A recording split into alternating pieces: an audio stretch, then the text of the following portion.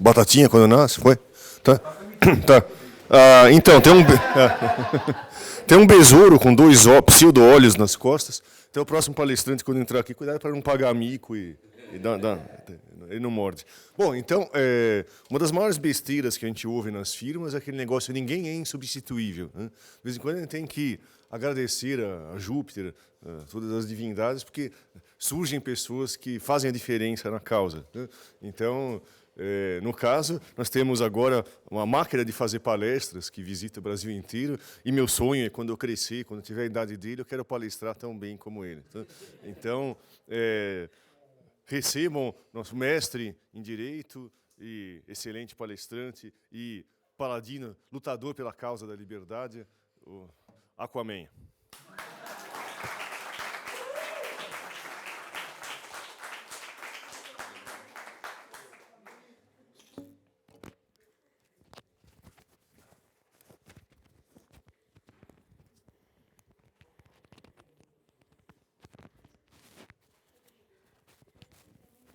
É melhor?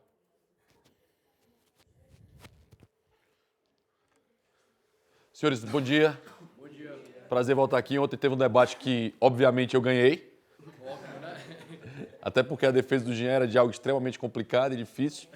E agora eu vim falar sobre um tema extremamente interessante, extremamente legal, que muita gente entende que é chato, que muita gente entende que não funciona da forma como deveria, que muita gente acha que aquilo ali, na realidade, foi criado por burocratas como o Homem da Cueca, lá do meu estado, Zé Guimarães, Tiririca, Jair Bolsonaro. Todo mundo espera e acha que quem cria o direito são esses senhores. E o direito é muito mais legal, muito mais interessante, muito mais divertido e, sem dúvida, muito mais importante do que se imagina. A primeira pergunta que se faz para todo mundo que não é do direito, e tem várias pessoas aqui que são diversos ramos do conhecimento, é: quem criou o direito? Quem foi essa pessoa que fez o direito? Como já foi dito por vários palestrantes ontem, o direito, a moda, a linguagem, tudo isso ele decorre de uma ordem espontânea formidável em que não há um criador, em que não houve uma pessoa que criou. O Jean Turco, quando ele me deu a deixa, ele me deu várias deixas ontem em Bruno Leone, que ele vai falar de law e legislation, ou seja, lei e legislação. As leis são descobertas. Na realidade, as melhores leis, segundo o próprio Leone, são aquelas que são feitas por meio do legislador descobrindo a lei e não a criando. Porque, na realidade, Tiririca, Bolsonaro, Ciro Gomes, essa turma de burocrata todinho, não tem capacidade de criar o direito. Não é competência deles criar o direito, eles não funcionam dessa forma. Mas, obviamente, senhores, dá muito poder para as pessoas criar uma legislação que vai se meter, por exemplo, Leonardo, na economia. É muito bom para que esses legisladores tenham a oportunidade de definir como vai ser a sua vida, o que você vai fazer na sua vida e como você vai tratar a sua vida. Dessa forma, você imagina que um legislador é esse pessoal que tem a pretensão do conhecimento ou tem, nas palavras de Hayek, a arrogância fatal de achar que pode melhorar a sua vida. Normalmente ele piora bastante. Ou seja, de boas intenções, o inferno está cheio. É exatamente essa ideia que surgiu quando esse sistema apareceu. Esse sistema aqui chamado Civil Law. Que na realidade, para muita gente que está entrando no direito agora, parece que sempre existiu.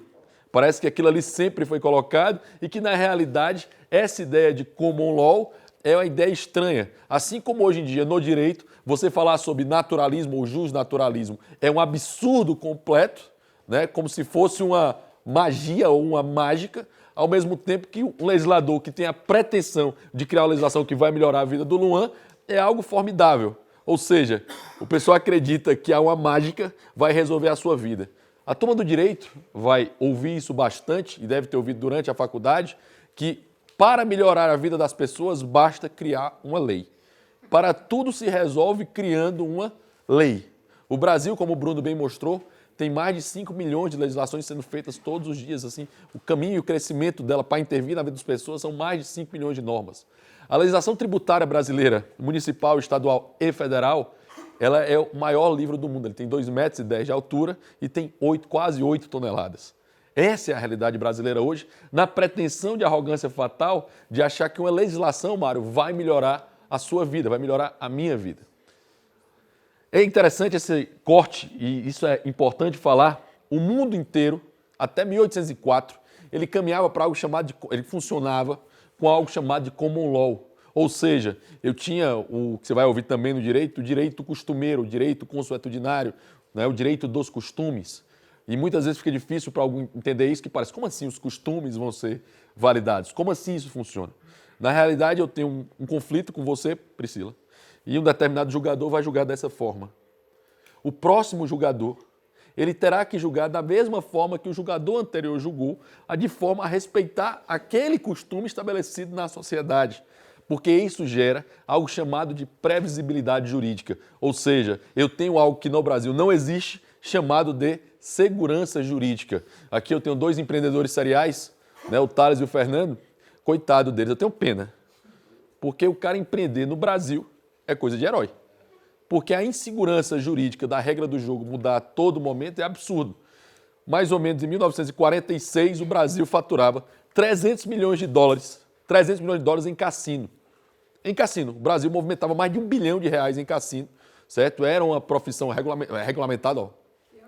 1946.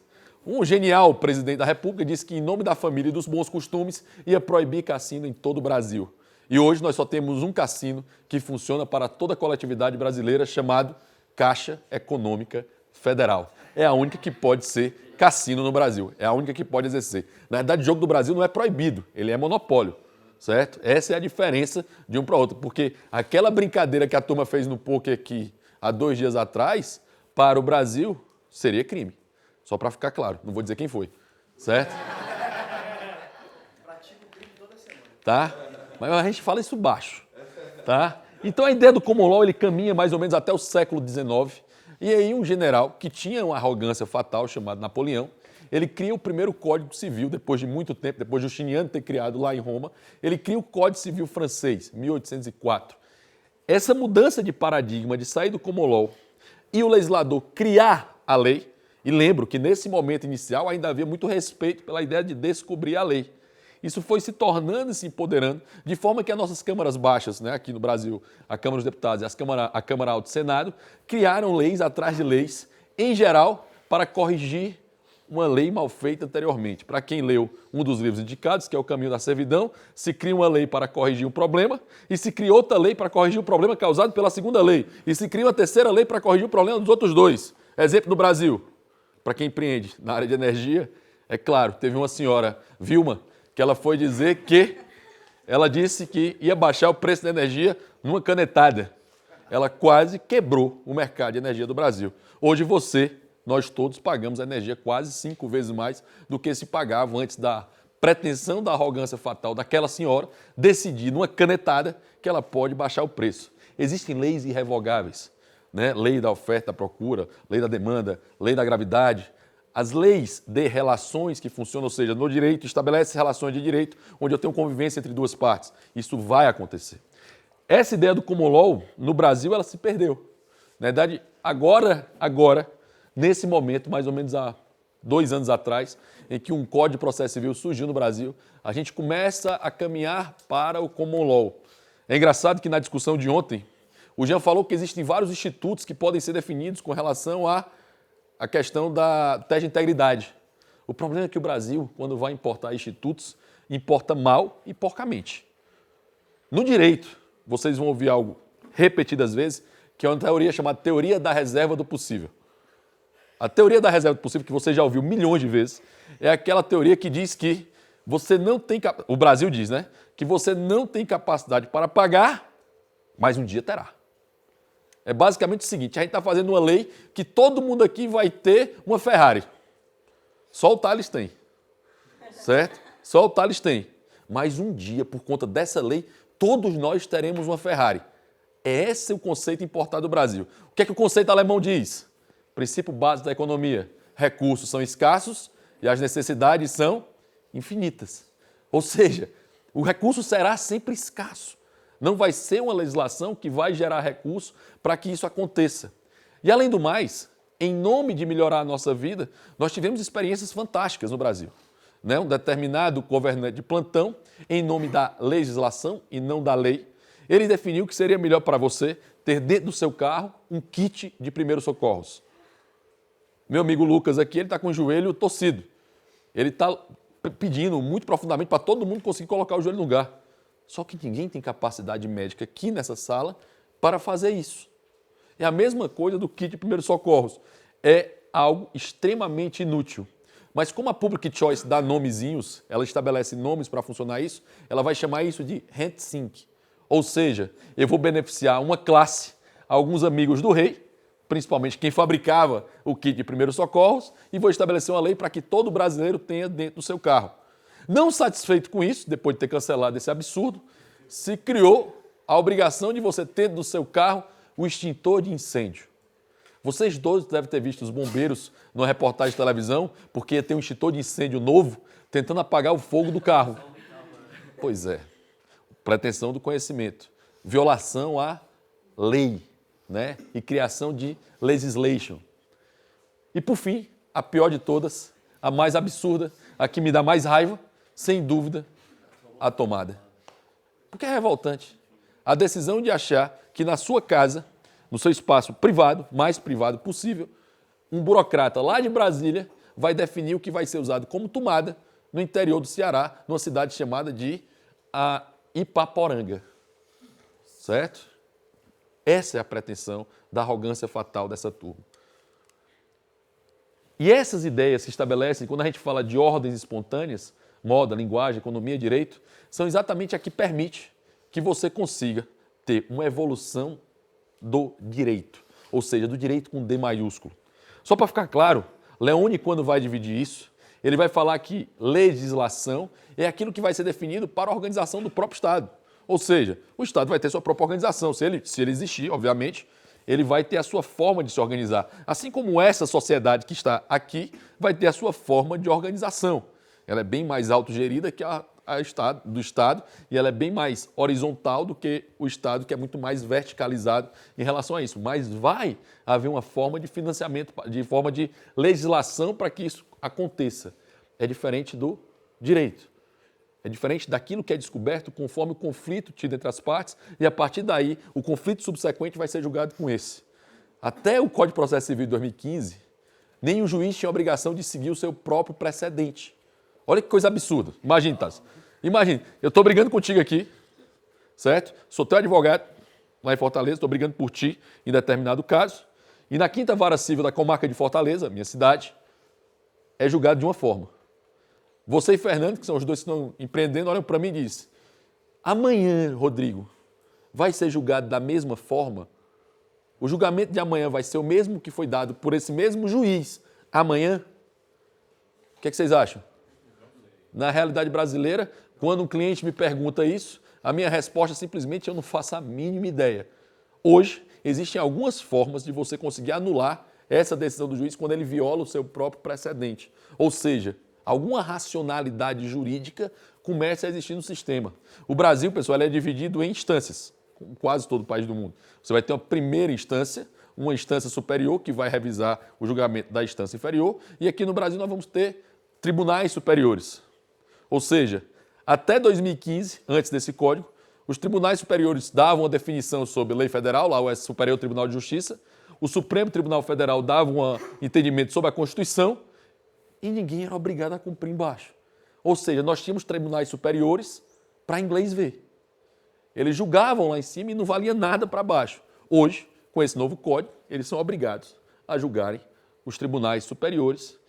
Os tribunais inferiores são obrigados a seguir o entendimento dos tribunais superiores, que passam a ter alguma segurança jurídica maior para isso.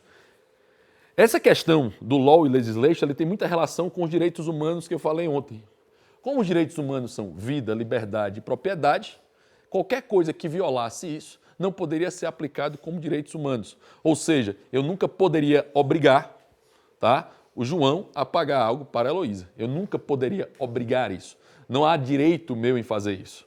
Entretanto, os legisladores, com o tempo, descobriram que uma das formas de fazer isso era exatamente eu criar uma lei para apoiar, ou para sustentar, ou para financiar grupos de pressão, grupos de interesse.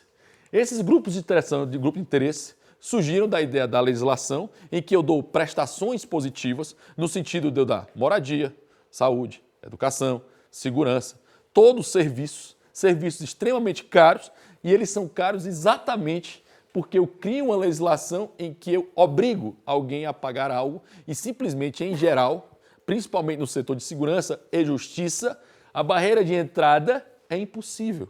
Praticamente nós não temos concorrência nesses dois setores, certo? Segurança pública, eu falo de segurança não a segurança privada, segurança pública e justiça privada, salvo a arbitragem, que aqui no Brasil, por exemplo, não cabe para relações trabalhistas, ou não é aceita para relações trabalhistas. O que no mundo inteiro já acontece, ou seja, o mundo inteiro resolve seus conflitos trabalhistas com decisões arbitrais. Eu te devo, vamos aqui no Brasil, devo 13º e hora extra. Cara, é cálculo, é padrão, eu não paguei teu mês de férias, é cálculo, padrão.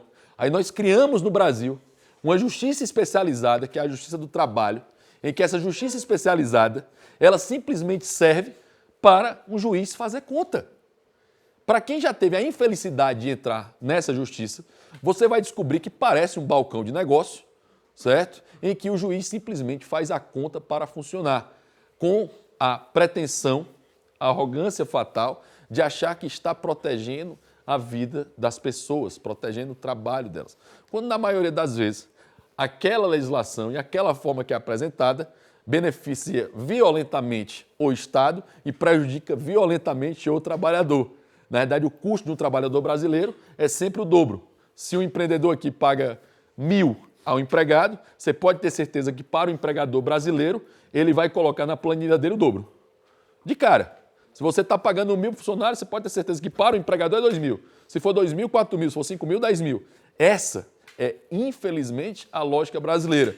Que bom que muita gente está começando a descobrir que existe um mundo muito mais interessante fora daquela legislação absurda, que ela é baseada nessa carta aqui, chamada Constituição Federal de 1988, que eu a chamo de Carta de Papai Noel. Ou poderia chamá-lo, sem dúvida, nas palavras de Hayek, de caminho da servidão. A nossa Constituição, e aí eu deixo clara a crítica que eu faço, ela foi feita por grupos de interesse extremamente violentos que queriam dar benefícios para os outros. A Constituição Federal brasileira é uma das piores constituições feitas no mundo, sem dúvida, uma das piores feitas no Brasil, né? Se salva da Constituição polaca e da Constituição da Emenda Constitucional 69, certo? Que eram constituições ditatoriais. Tirando essas, que nós já tivemos 8 constituições, tirando essas, certo? A Constituição de 88 é uma Constituição mal escrita, mal feita e que dá direitos incabíveis. Isso tudo porque a gente perdeu critérios que ainda, graças a Deus, se salvam na Constituição. Nós começamos o artigo 5º caput dizendo que vida, liberdade e propriedade, eles são direitos que estão previstos lá, são fundamentos da República e são fundamentos, são cláusula pétrea da nossa Constituição, ou seja, não podem ser modificados. A partir dessa perspectiva, que Bruno Leone tanto fala, é que a gente perdeu alguns significados semânticos, a gente perdeu alguma forma de pensar o que aquela palavra significa. Uma das formas que eu tenho para conseguir implantar o intervencionismo ou o socialismo é fazer uma coisa bonitinha, que no direito sempre vão dar um nome complicado para algo que é canalice. No direito vai se chamar isso de mutação constitucional. Na realidade é golpe. É um bando de golpista. Tá? Como é que é o golpe? É exatamente isso. A grande vantagem do aprendizado, de forma geral, quem tem filho pequeno aqui? Certo? É muito legal criança, né? Ele aponta e diz celular. Ele aponta para a cadeira e diz cadeira. Certo? Ele aponta brinquedo e diz brinquedo. Né? Buzz Lightyear, Woody. Ele vai ter essas reações. Certo? Para quem tem filho pequeno mesmo, 2 anos, galinha pintadinha. Solução de todos os problemas, né? Então você vai ter sempre o apontar. O aprendizado ele vai ser relacionado ao apontar. Como é que eu consigo definir o que é devido processo legal? Eu consigo apontar para um devido processo legal? Que conceito é esse? Qual o conceito de liberdade? O que é liberdade? Dentro da escola austríaca, um dos livros mais criticados é o primeiro capítulo do livro Os Fundamentos da Liberdade de Hayek, por causa da definição de liberdade do Hayek. Certo? Só um pequeno comentário. Alguém citou ontem o livro Burocracia, acho que foi o João. Se Hayek tivesse escrito burocracia, você pode ter certeza que Hayek seria extremamente criticado em relação a Mises, que escreveu burocracia. Porque as intervenções que estão ali são violentíssimas. Nesse critério que a gente tem aqui, certo? Da definição de liberdade, em que um austríaco, um defensor ferrenho da liberdade, talvez um dos maiores paladinos da causa da liberdade, ele é criticado pelo conceito que ele dá, que é ausência de coerção. É o conceito que ele dá nesse primeiro capítulo do livro. Ou seja, mesmo para os liberais, definir o que é liberdade é algo extremamente complexo. Os Fundamentos da Liberdade, ou The Constitution of Liberty, certo? Que vai ser o livro que vai tratar desse tema. Que tem extrema relação com o livro do Leone. Os Fundamentos da Liberdade, Lei, Direito, Legislação e Liberdade, são os livros em que Hayek entra no direito e que Bruno Leone, que é um jurista maior do que Hayek, vai comentar a partir dele. Essas mudanças de semântica são algo extremamente difícil e perigoso para nós liberais. Nos Estados Unidos, você já deve ter ouvido várias vezes ter liberals. Liberals é algo extremamente repetido e você fica assim, peraí, esse cara não é a mesma coisa que eu, não. Né? Esse cara defende intervenção, esse cara defende controle, esse cara defende invasão da propriedade privada, né? Esse cara defende o socialismo e se chamar de liberal. Por que lá é liberal? É uma coisa e aqui liberal é outra. Porque lá eles brigaram com a semântica. Lá eles brigaram com a palavra. Em 2003, assim que o Lula assumiu, ele fez duas propostas imediatas, uma de resolução e uma emenda constitucional. A emenda constitucional, a primeira do governo Lula, foi revogar o parágrafo 3º do artigo 192 da Constituição, que dizia que os juros eram limitados a 12% ao ano. A maior piada da Constituição Federal Brasileira. Né? Ele revogou isso. Se fosse qualquer outro presidente revogado isso, tinha tido um problema violento. Como foi o Lula, como foi o PT, e a turma defende aquilo que gosta, né? Ainda que seja contrário às ideias, como o Leandro Narlock disse essa semana na Folha de São Paulo, parece time. Ou seja, se todo mundo defendia o livre mercado, quando o Trump começou a ser protecionista, disseram, não, agora pode porque é o Trump. Mesma coisa do Dória, né? A Marta Suplicy, todo mundo de esquerda estava pintando o muro. Mas foi o Dória, não, agora é ruim. Certo? A batalha semântica é uma das principais batalhas do movimento liberal porque ela tem a ver com ideias. A batalha no direito, que é uma batalha extremamente importante, porque a legislação e a forma de fazer isso é como você se chega ao intervencionismo e ao socialismo da forma mais rápida possível, porque você vai travando a vida das pessoas até eles não terem a oportunidade de ir para um lado ou para o outro, está aqui. Lá eles perderam a batalha semântica da palavra liberal. Eles tiveram que criar um outro termo, chamado de libertarian, que nós não podemos perder esse termo, liberal. A palavra liberdade, como diria Mário Vargas Llosa, é uma palavra muito bonita, muito importante e muito clara. Defender a liberdade é defender a possibilidade de respeitar o direito do outro a errar, que é algo que é bem repetido, tanto por Hayek como por Leone. Mas nós perdemos algumas batalhas. Pessoal, o Brasil teve, em determinado momento da história, a Polícia Federal caçando boi. É sério, procurem isso. 86, 87, nas fazendas Boi Gordo, faltava carne no supermercado. Bira lembra dessa história. A Polícia Federal com um fuzil apontado para a fazenda Boi Gordo, tem no YouTube isso, apontando e querendo caçar boi. Porque os empresários do mal estavam escondendo a carne das pessoas. Razão por que eles estavam escondendo a carne, Bira? Houve um controle de preço da carne e aquele valor que eles estavam determinando, vamos dar um exemplo com uma carne, um filé, que custa na prática R$30 o quilo dele, o governo disse que ele ia custar a partir de hoje 10. Você vende carne, 10 não paga. O que é que você faz? Você sai do mercado, amigo, você segura, você vai para outro mercado. Né? Vaca produz leite também, vamos para o leite, certo? Vai para o couro, você vai fazer outra coisa que não é vender carne. Você vai mudar a sua atividade por intervenção disso. E foi dito outra coisa nesse mesmo momento histórico, uma propaganda violenta do governo de Sarney, que ele criou algo chamado também, podem procurar, inclusive uma reportagem com o ex-ministro da Educação do Brasil, aquele rapaz, né, tal do Aloysio Mercadante, certo? Que dizia que o plano, né, o plano que travava, era o plano do Sarney? É o plano cruzado, em que ele limitava o preço, controle da moeda. Naquele momento, dizia que a culpa da inflação com os preços controlados era causada por quem, pessoal? Pelos grandes empresários, certo? Os grandes empresários são causadores de inflação. Eu sei que a turma que tem dificuldade na economia talvez não tenha entendido a palestra do Bira ontem, mas o Bira explicou rapidamente, alguém comentou aqui, mas isso não é inflação? Aí o Bira disse, não, isso é aumento de preço. Inflação tem que ser algo que vem em expansão monetária, de forma constante, de forma a impactar todo o preço na economia. Esse é o conceito básico de inflação. Eu fiz um vídeo fazendo isso, aí algum estudante de economia, principalmente do primeiro semestre, né, o pessoal do direito da economia, quanto mais jovem, mais arrogante, né?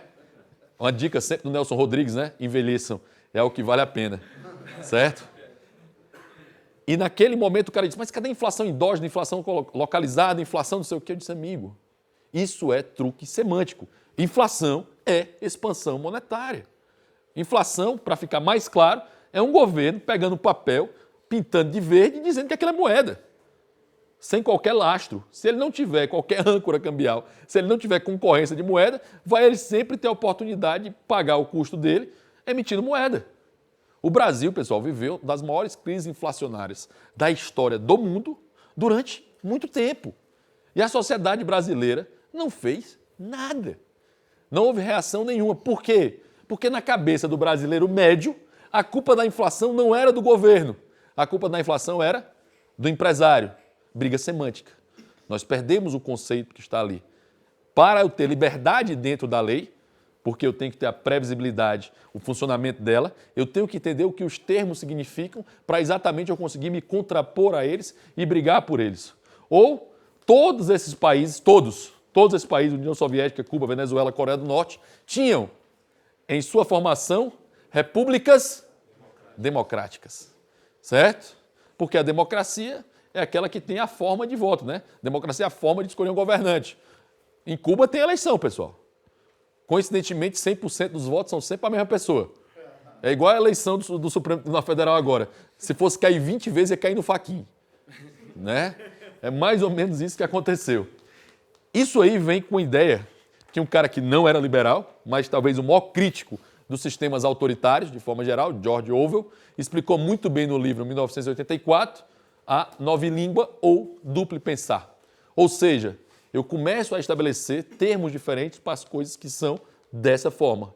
Liberal passou a ser nos Estados Unidos esquerdista, socialista, certo? Alguém preocupado com os interesses sociais. Aqui no Brasil, quando eles não querem ser chamados de vermelhos, eles passam a ser chamados de progressistas, como se nós fôssemos retrógrados. Aí eu vou mais uma vez ao Nelson Rodrigues. Sou reacionário, reage a tudo aquilo que não presta. Que é exatamente a forma de você se contrapor a isso. Que você tem dois problemas aí em termos de direito. Ou você se contrapõe ao argumento que é apresentado contra você, né, o telling story, o Diego sabe bem disso, né, Diego, a forma disso, ou você se contrapõe a ele ou você aceita o argumento. Nós estamos vivendo isso agora. Para dar um exemplo, ultraliberal. É um termo bem legal, mas Diego acha que agora não é sexy vender isso. Certo? Por quê? Porque não foi um termo criado por nós, o telling story não é nosso, a forma de contar isso não é nossa. Nós estamos imputados, como fomos no passado, imputados de capitalistas, certo? Em que em determinado momento Mises diz, chamar de capitalista mesmo, não tem problema não, sou, com orgulho. É esse a grande dificuldade semântica. Eles sempre trabalharam, sempre usaram isso, né, com a ideia de nova língua, porque se você pegar um livro muito interessante do autor que eu gosto muito, chamado Thomas Sowell, eu vou ter visões restritas e visões irrestritas. Toda vida que você vê o PT roubando, principalmente quando ele rouba para o partido, a trupe, né, vamos dizer assim, a base não se incomoda com isso. Porque ela entende que aquilo que está sendo feito com um objetivo. Ou seja, se eu cumpro esse objetivo, roubar não tem problema. Matar não tem problema. Assassinar mais de 100 milhões de pessoas não tem problema. Teve um autor do direito, como é o Robensbaum, do direito não, da filosofia e da história, em que esse senhor, numa entrevista, claramente disse, se as mortes tivessem acontecido, mataram mais de 20 milhões de pessoas na União Soviética, e se tivesse atingido o fim do socialismo, estava ok? Ele disse sim, estava ok. Esse era o objetivo. Ou seja, não importam os meios. É o que o Thomas Sowell vai falar de visão irrestrita.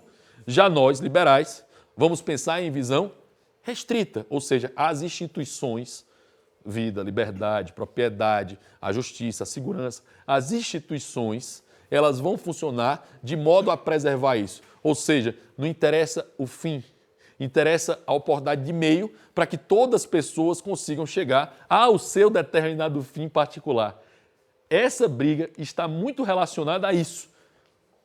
Porque em nome de se cumprir a ideologia, guerra é paz. Liberdade é escravidão. Ignorância é força. Se vocês tiverem a chance de ver um filme chamado A Onda, tá? Vocês vão entender que exatamente esse controle em que eu perco a liberdade individual e passo a ter uma liberdade dentro de uma coletividade, em que eu não tenho a minha própria individualidade, eu começo a ter gestos, começo a ter forma e começo a convencer as pessoas a partir da força e da pressão. E é exatamente essa situação em que a gente perde as ideias de liberdade. E são essas ideias de liberdade que eles vão ser aplicadas bem aqui de forma violenta e é onde a gente mais perde hoje esse funcionamento. Alguém já vai falar dessa expressão? Ativismo judicial? O ativismo judicial é tudo aquilo que interessa a forma irrestrita, digamos assim, a forma de atingir o fim. Não importa o fim, se a gente conseguir, não importa o meio. Se tiver que matar todo mundo para isso, tá beleza. Esse cara aqui, ó, coincidentemente tem o mesmo sobrenome do Karl Menger, não tem relação, Arthur Menger Hofsgrund, ele vai dizer expressamente que a forma mais rápida de se atingir o socialismo é por meio de legislação. Eu consigo falar que tudo é lei. Como eu consigo estabelecer que tudo é lei, eu crio uma legislação obrigando a todo mundo a mudar a tomada, por exemplo. Ou obrigo todo mundo a pagar pela saúde, ou obrigo a todo mundo a ter um plano de saúde, ou obrigo todo mundo a usar aquele tipo de departamento, aquela forma. Eu consigo obrigar as pessoas para isso, porque além de eu ter o poder de criar a legislação, eu tenho o poder de enforcement. Eu tenho o poder de fazer cumprir e prender as pessoas. Uma das coisas mais legais que o Adriano Janturco já escreveu no Facebook é o seguinte: ninguém paga tributo para ter serviço, não. O Estado não é uma loja. Se paga tributo para não ser preso. Essa é a razão central. Essa ideia, isso aqui não foi à toa não, tá, pessoal? Isso é pensado. Essa ideia de apresentar isso por meio de decisões judiciais e de legislação já vem de muito tempo. Se você vê nos custos de saúde, você vai dizer, muita gente que trabalha com saúde vai dizer, não, mas a Constituição diz que saúde é um direito. Como saúde é um direito, todo tipo, não é serviço de saúde, ainda tem esse detalhe, tá? Ainda tem esse detalhe, não é o serviço de saúde, é o saúde, você tem que estar são, você tem direito a estar são. Obviamente é serviço de saúde. E esse serviço de saúde implementado, você fica pensando, peraí, se é um serviço de saúde, eu tenho direito a qualquer serviço de saúde. Quem vai pagar por isso? Qual a forma que isso vai ser feito? E aí, o que é que eu faço para equilibrar isso? Eu tinha aqui no Brasil planos de saúde numa situação bem melhor mesmo, do que o SUS. Como é que eu faço para acabar com o sistema de saúde privado? Eu começo a regular. Regulo, até ficar... Não, vou baixar, né? Regulo, para ficar igual o SUS. E é exatamente isso que a gente vive hoje. A regulação de um plano de saúde hoje impede, porque eles não têm cálculo atuarial, de eu escolher, de eu conseguir fazer plano de saúde para a camada mais pobre da população.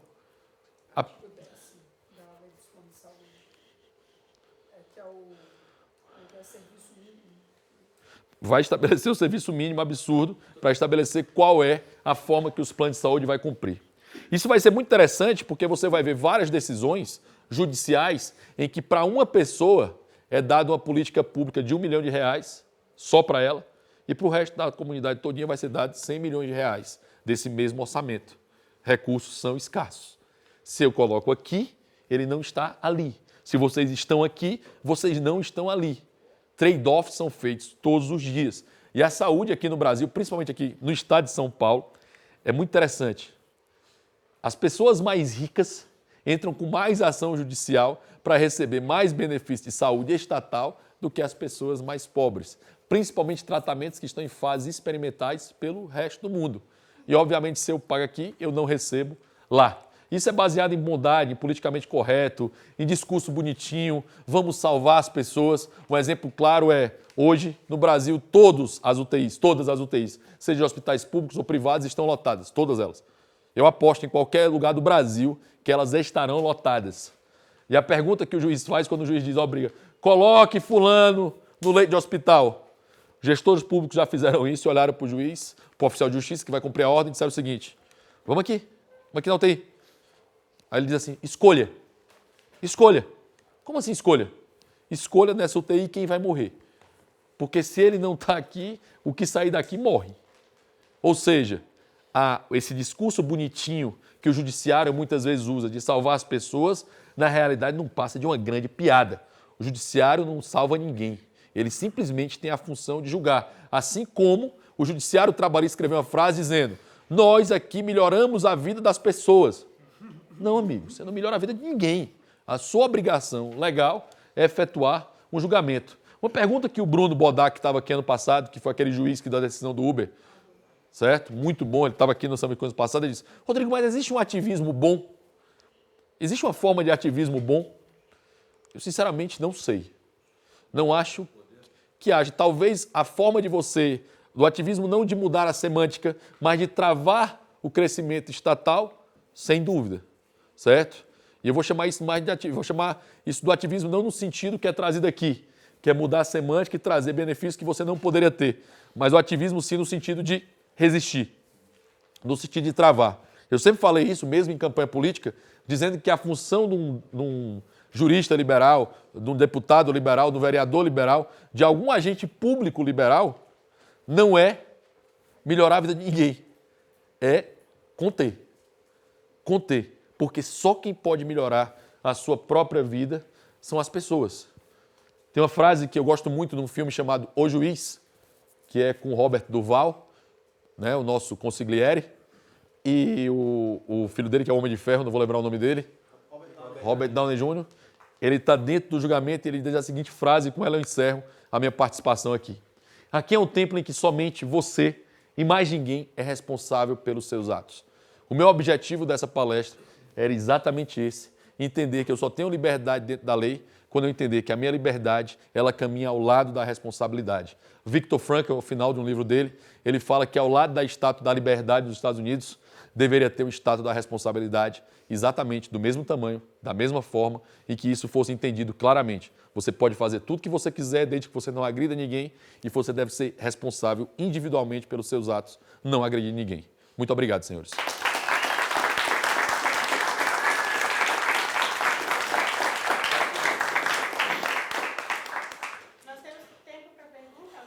Cumpriu o tempo. Aí, Bira, nós, ó.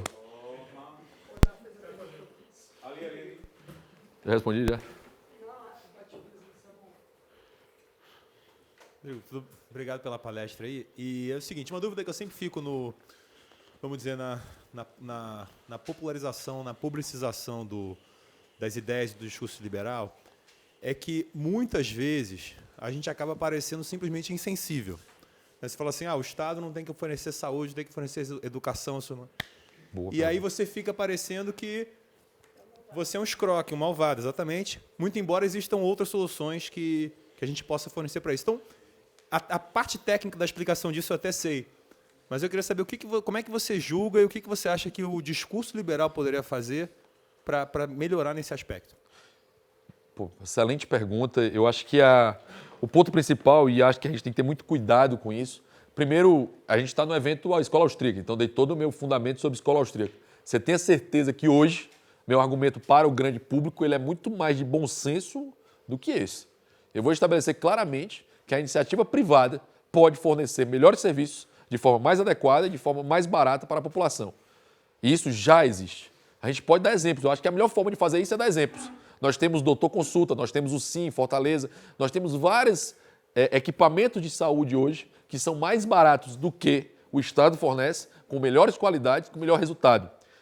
Eu dou uma palestra que eu gosto muito, chamada Capitalismo em Favor dos Pobres. Ela é baseada em alguns escritos de Amartya Sen, de Mohammedianos, do Prahalá, que são pessoas que escreveram sobre a riqueza na base da pirâmide. Também tem um autor que eu gosto muito chamado Theodor Daurimp, que fala que o mercado da pobreza tem muito dinheiro circulando.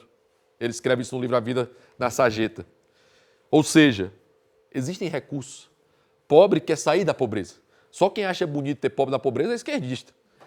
Pobre quer sair da pobreza. Pobre quer se empoderar, né? Usando a palavra certo. Pobre quer se empoderar no sentido de melhorar de vida, de sair dela. Obviamente, ele não tem problema em pagar por isso, ele quer pagar por isso. Assim como nós, em geral, não tem problema nenhum em pagar pelo serviço que a gente usa. É natural que isso aconteça.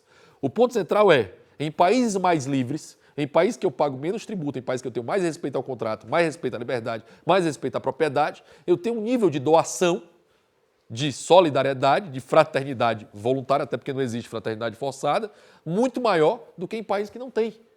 Então eu tenho que exemplificar. Toda vida que colocam para mim diz o seguinte, espera aí, me dê um exemplo onde o liberalismo deu errado. Porque todos deram certo.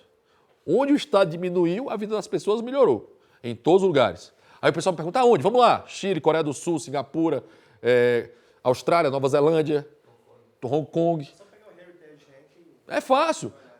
E você vê, é bem coincidência, né? Índice de liberdade econômica, Heritage e índice de educação. Mas os 20 primeiros estão circulando entre eles. E eu vou dar um exemplo. Mas países aí que você diz são países que têm uma civilização melhor do que a nossa. A Austrália e Nova Zelândia é uma prisão, certo? Só para ficar claro, tá? Botsuana, que é hoje o 33º país mais livre do mundo, está na qualidade de vida de DH lá em cima. E não para de ficar.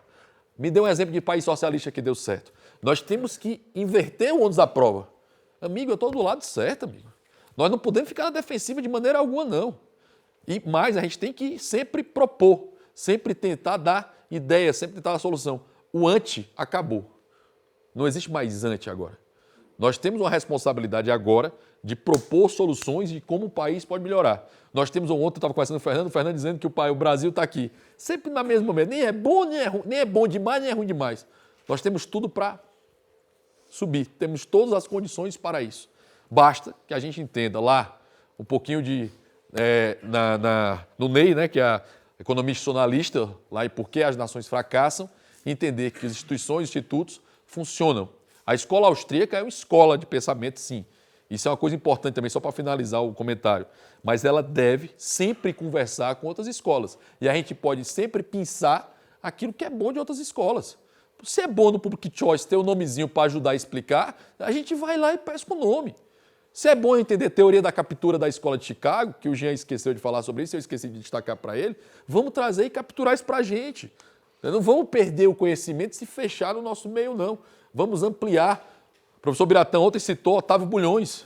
Eu posso citar pelo menos uns 30 pensadores que ele conviveu, que eram fantásticos no Brasil. Og Leme, Roberto Campos, e aí um monte que você pode trazer para funcionar. Hoje vivo ainda, né? Nós ainda temos a chance de ter vivo lá de Brasília o embaixador Meira Pena. Então você tem gente formidável que escreveu sobre o Brasil. Pai do Hélio Beltrão pai. Esse pessoal pensou o Brasil, cara.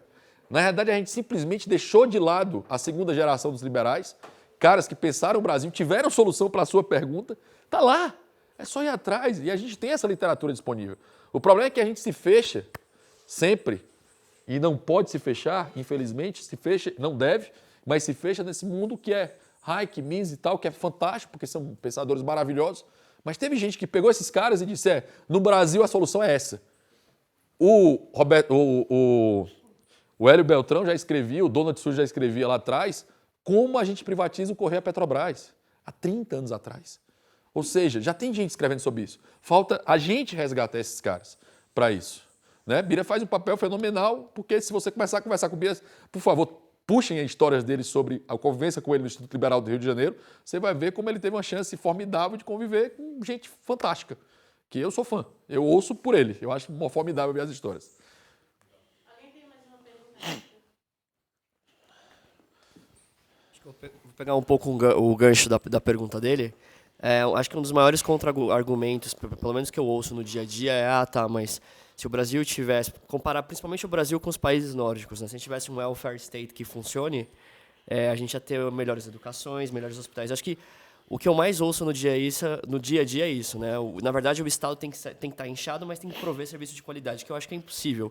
Na sua opinião, por que você acredita que o welfare state deu certo? Até que ponto ele deu certo E eu não acho que tem como comparar as duas sociedades, porque são bem complexas e diferentes. Então eu queria entender um pouco mais qual que seria a melhor contra-argumentação nesse sentido. Mises tem uma frase que eu gosto muito, que ricos podem errar por mais tempo do que pobres. O welfare state não deu certo de maneira alguma. Não deu certo em nenhum lugar do mundo. Na realidade, aquela forma de fraternidade forçada, ela tende a quebrar. Essa é a necessidade, é a clara evidência, claro. A diferença é que o cara que tem R$1 bilhão pode gastar R$1 milhão, ele não vai sentir tanto. Mas se você tem 10 mil e gasta 30 mil, você quebra. A diferença é essa. A diferença é que a Suécia, os países nórdicos de forma geral, eles foram do livre mercado violento mais ou menos até a década de 70, final da década de 70, acumularam uma riqueza fenomenal e disseram, agora vamos ajudar a galera. Foi isso que eles fizeram.